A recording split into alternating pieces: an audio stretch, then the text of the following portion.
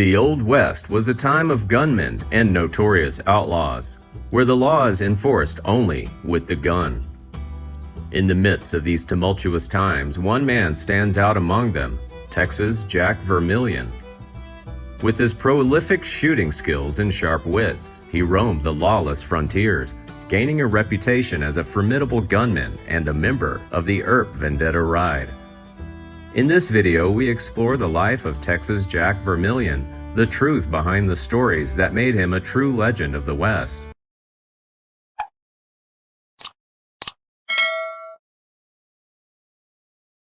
John Wilson Vermillion, also known as Texas Jack or Shoot Your Eye Out Vermillion, is an Old West prolific gunfighter.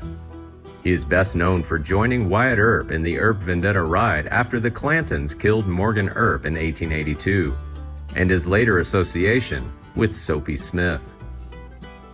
John Wilson Vermillion was born in 1842 in Russell County, Virginia, the second of 12 children of William and Nancy Vermillion. Growing up, he was a Confederate Civil War veteran. He fought bravely under the command of legendary generals Joseph Wheeler and Nathan Bedford Forrest. The American Civil War, also known as the War of the States, was a devastating conflict that took place from April 12, 1861 to May 26, 1865. It was a battle between the Northern Alliance and Southern Confederacy. The Confederacy was formed by the seceding states.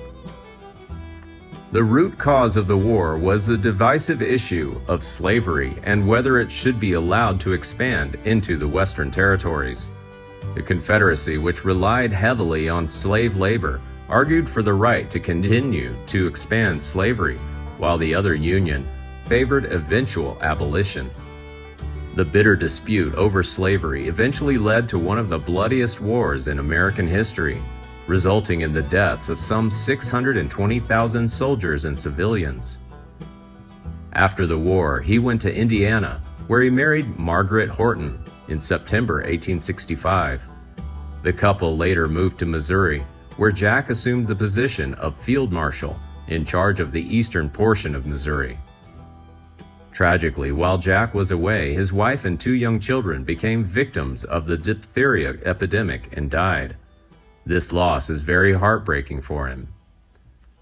In the late 1870s, Vermillion made his way to Kansas before heading west to Tombstone, Arizona Territory. It is possible that he went back and forth with the famous Earp brothers and Doc Holliday before coming to Tombstone. On June 22, 1881, Virgil Earp listed Vermillion as a special policeman, or deputy city police. This was the date of the Great Tombstone Fire of 1881, which Virgil, as city marshal, had to face. Based on historical records, it's clear Vermillion was one of the extras Virgil hired to help prevent looting during and after the disaster.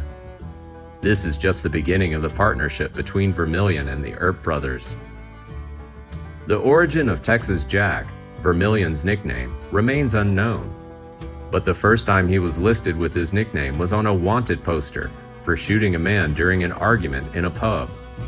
When asked why he was called Texas Jack, he replied bluntly, "Because I'm from Virginia." John Wilson Vermillion did not accompany Virgil Earp as a member of the Guard escorting him to Tucson on March 20, 1882. Instead, he joined the service team the next day at Tombstone, shortly after Frank Stilwell was killed in Tucson, making him one of the 5 men indicted for Stilwell's murder. However, he was involved in the murder of Florentino Cruz on March 22nd. During the battle at Iron Springs on March 24th, where Curly Bill Brocious lost his life, the other cowboys shot at the attorneys. Texas Jack Vermillion's horse was killed and fell on him. Vermillion was unable to retrieve the rifle shoved under his fallen horse. At that moment, Doc Holliday quickly pulled Vermillion from under his horse, and they, Johnson and McMaster, shot at the cowboys as they sought cover. Wyatt bravely rushed out, shooting at the cowboys with his own gun. In direct confrontation, he accurately shot Curly Bill in the chest, almost cutting him in half. Curly Bill fell into the water at the edge of the stream and lay dead. The lawmen's anger was so intense that, according to Johnny Barnes, the Cowboys could run away.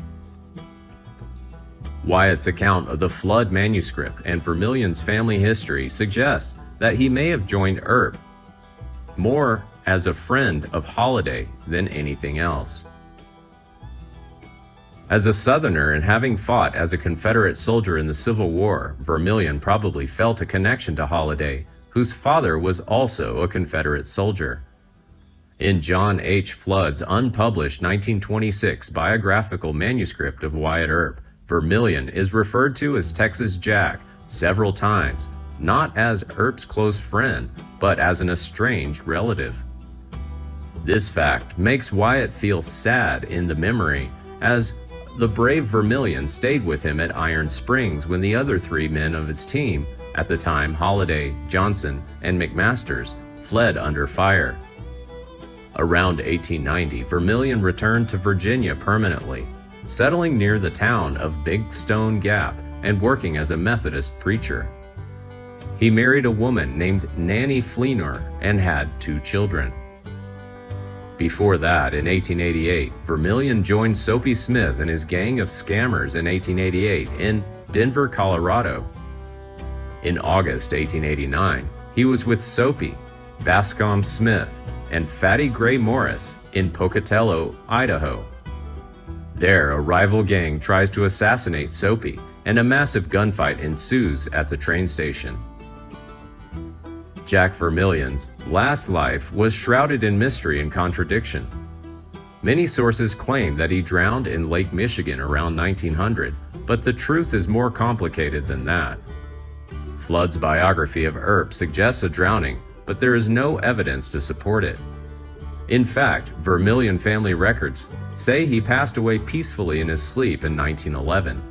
A photo of him with his second wife still exists, taken circa 1910. Census records from 1910 also show that John W. Vermillion lived in Virginia, near where Jack was born. This man is listed as 66 years old, born and married in Virginia, and has been married for 35 years to his wife, Nanny. While it is impossible to confirm that this is the same man, age and location make it likely. However, there are differences in the records, such as the marriage date is 1910, 35 years before, which is actually 1875 and not 1883. Vermillion is also said to have killed a man in a gunfight in 1890, prompting him to travel 60 miles east to Mendota, Virginia, where he spent the rest of his days. The graves of John Wilson Vermillion and his wife are located in Mendota Cemetery. Texas Jack Vermillion is a notable figure in the Old West, known for his marksmanship, courage, and loyalty to his friends. During his time as a member of the Earp Vendetta Ride, he played a key role in the fight against lawlessness in the Wild West.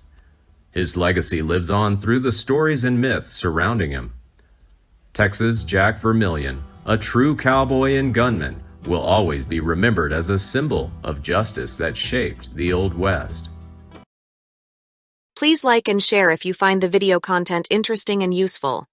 Don't forget to subscribe to the channel and comment below so as not to miss the upcoming interesting videos.